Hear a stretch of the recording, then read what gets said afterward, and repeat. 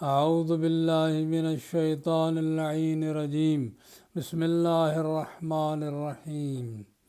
الحمد للہ الذی جعلنا من المتمسکین بولایت علی بن ابی طالب و اولادہ المعصومین علیہم السلام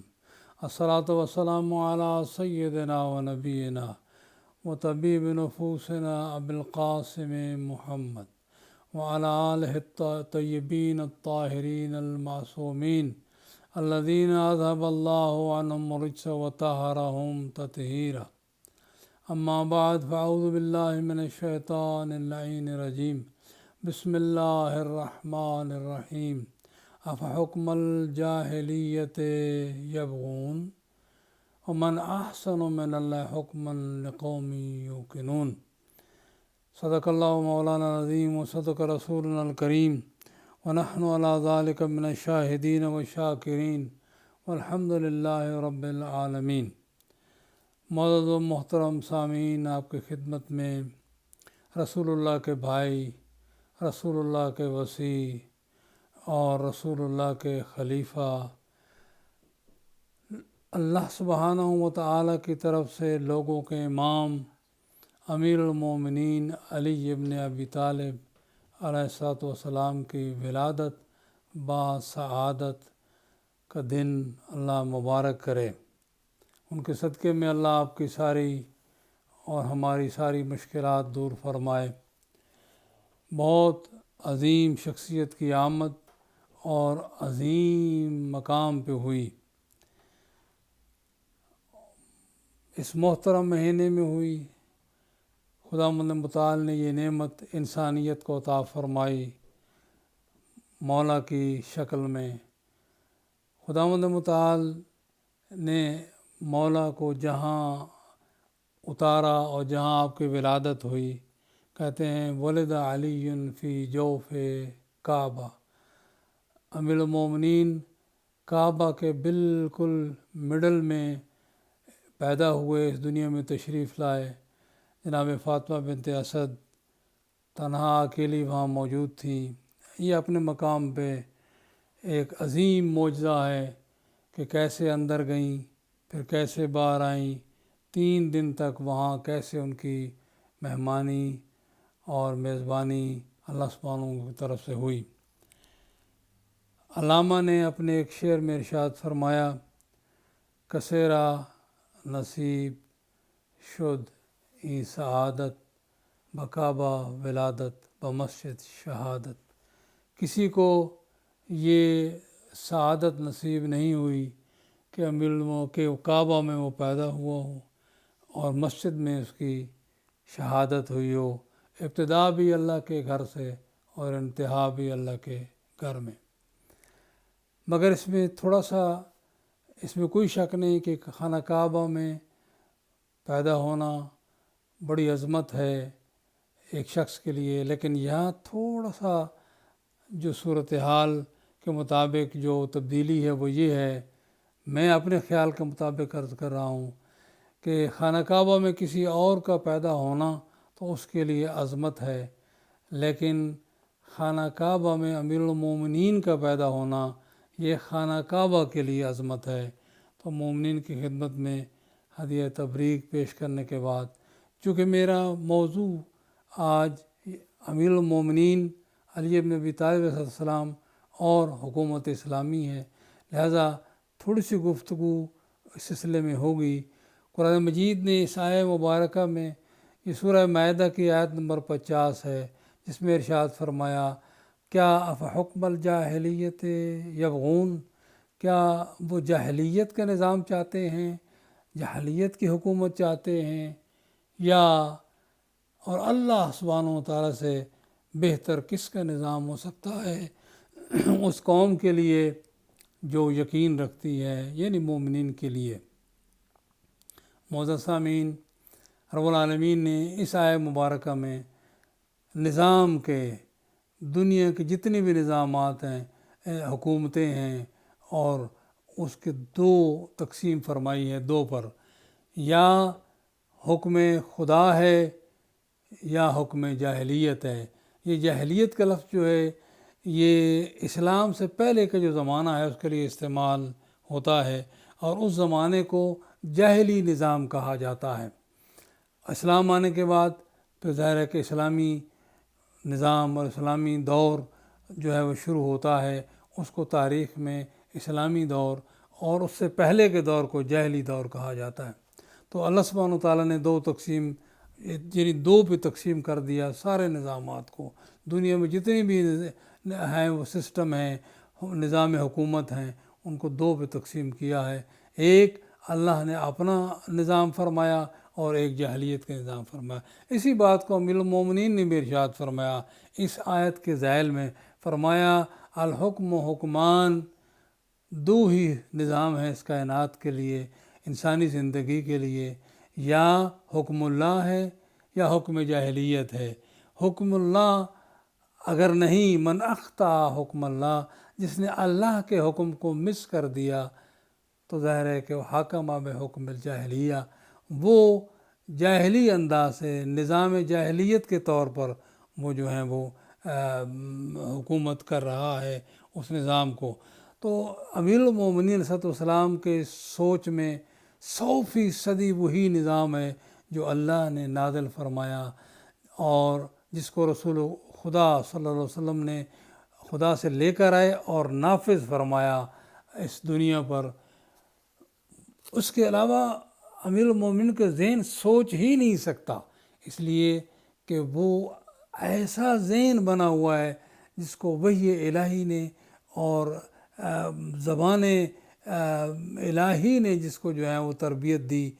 اور عصمت نے جہاں لا کر کھڑا کیا، وہ دوسرے طرف سوچ ہی نہیں سکتے۔ امیر المومنین علیہ السلام کے نزدیک نظام زندگی صرف اور صرف وہی ہے جو قرآن نے بیان فرمایا ہے اور پیغمبر نے جو نافذ فرمایا ہے، جس میں انسانی آزادیاں بالکل اسی طرح ہوں گی۔ لا اکراہ فی الدین، کوئی امیر المومنین کو امام مانے یا نہ مانے، خلیفہ مانے یا نہ مانے، اولی الامر مانے یا نہ مانے، لیکن امیر المومنین اس کو مجبور نہیں کریں گے کہ وہ جس طرح خداوند متعال مجبور نہیں فرماتا، اس طرح وہ بھی کسی کو مجبور نہیں کریں گے کہ مجھے امام مانو، مجھے امیر المومنین مانو، مجھے خلیفہ مانو، مجھے اولی الامر مانو۔ یہی وہ نظام جو رسول گرامی نے نافذ فرمایا بعینی اسی طرح جو ہیں وہ، اگر وہ 5 سالہ زندگی، اگر ہم تھوڑا سا ان دو امیر المومنین کی تشریح اور قرآن مجید کی آیہ مبارکہ پر غور کریں تو ہمیں نظر آتا ہے رسول اللہ کے زمانے کے بعد سوائے 5 سال امیر المومنین کے اور 6 مہینے یا کچھ دن امام حسن علیہ السلام کے، اس کے علاوہ جتنے بھی حکومتیں رہیں اور جتنے بھی حکمران رہے وہ بہرحال نظام الہی سے ہٹے ہوئے تھے، اس لیے کہ خدا فرما رہا ہے کہ وہ نظام یا تو اللہ کا نظام ہے، اور اللہ کا نظام وہی ہے جو اس نے قرآن مجید میں دیا ہے، یا ایھا الذین آمنوا اطیعوا اللہ و اطیعوا الرسول و اولی الامر منکم۔ اللہ کا نظام اس سے ہٹ کر نہیں ہو سکتا، اللہ کی اطاعت کرو، رسول اور اولی الامر کی اطاعت کرو۔ یا رسول اللہ کی حکومت ہے، رسول اللہ کے جانے کے بعد پھر اولی الامر کی حکومت ہے، اور اولی الامر کی حکومت اگر ہے تو ظاہر ہے کہ اس میں کہیں زیادتی اور ظلم نہیں ہوگا۔ اگر اولی الامر کی حکومت نہیں، یعنی اس خود اولی الامر کی حکومت ہو یا اولی الامر کی طرف سے نائب عمومی کی حکومت ہو، اس کے علاوہ کوئی نظام، کوئی حکومت اسلامی نہیں ہو سکتی۔ کتنا ہی بڑا تمام اسلامی جماعتیں اکٹھی ہو جائیں، اکٹھی ہو کر کہیں کہ ہم اسلامی نظام نافذ کر رہی ہیں، لیکن جب وہ اللہ سے اجازت نہیں لیں گی، اس کا تعلق نظام الہی سے نہیں ہوگا، اس کا تعلق اولی الامر کی اجازت سے نہیں ہوگا، وہ حکومت اسلامی نہیں کی جا سکتی، اور نہ ہی ان سے عدل و انصاف قائم ہوگا، کیونکہ عدل و انصاف وہی قائم کر سکتا ہے جو خود اولی الامر ہے یا اولی الامر کی عمومی پرمیشن سے، اجازت سے حکومت قائم کیے ہوئے ہے۔ اس کے علاوہ کوئی آدمی دعویٰ کرتا ہے کہ میں عدل و انصاف کو قائم کر لوں گا، وہ غلط ہے۔ تو امیر المومنین کے نزدیک وہی حکومت کہ جس میں انسانی حقوق کا خیال رکھا جائے، جس میں انسانوں کی قدر و قیمت جو ہے اس میں ذرا کمی نہ ہو، وہی حکومت جو ہے وہ حکومت اسلامی ہے۔ یعنی میں نے دو چیزیں اس آیت اور اس حدیث سے الہام لے کر دو چیزیں بیان عرض کی ہیں جو میں سمجھ سکا، کہ یا تو اولی الامر خود نظارت کر رہا ہو، اگر اولی الامر اس کی نظارت نہیں کر رہا، دو چیزیں ہیں، یعنی اولی الامر کی نظارت ہو اور عوام کی تائید بھی ہو، یہ دو چیزیں بڑی ضروری ہیں جو پلر ہیں حکومت اسلامی کے قائم ہونے کا۔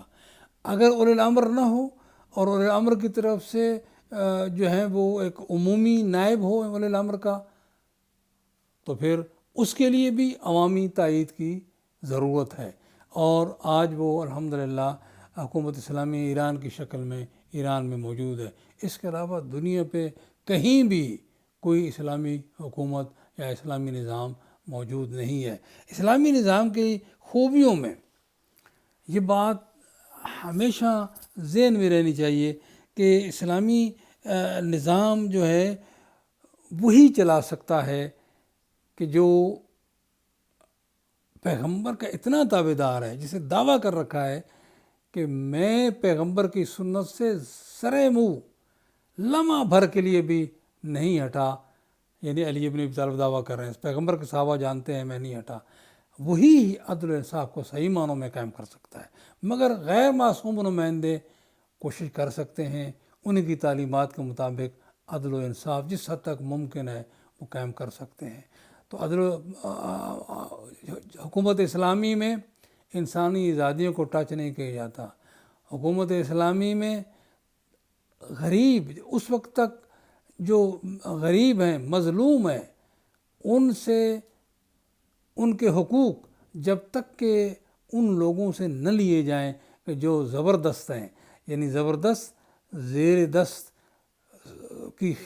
زبردست سے لے کر اور زیر دست کو اور غلام کو اور کمزور کو جب تک جو ہے وہ طاقتور نہ بنایا جائے، وہ حکومت اسلامی نہیں ہو سکتی۔ امیر المومنین نے فرمایا ہے کہ میں اگر یہ چیز نہ ہوتی کہ حق کو قائم کرنا ہے اور باطل کا قلع کما کرنا ہے، تو میں کبھی بھی یہ حکومت نہ لیتا، بلکہ یہ حکومت جو اس کو حکومت کہا جاتا ہے، لوگوں کی حکومت، میرے سامنے میری اس جوتی کی جس کی بظاہر کوئی ویلیو نہیں دنیا میں، اس کے برابر بھی نہیں ہے۔ امیر المومنین صرف اور صرف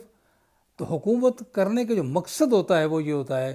کہ حق کو قائم کیا جائے، اور جو باطل ہے، جہاں ظلم ہے، زیادتیاں ہیں، ان کو جو ہے وہ انسانوں سے دور کیا جائے۔ یہی وہ مقصد تھا جس کے لیے امیر المومنین نے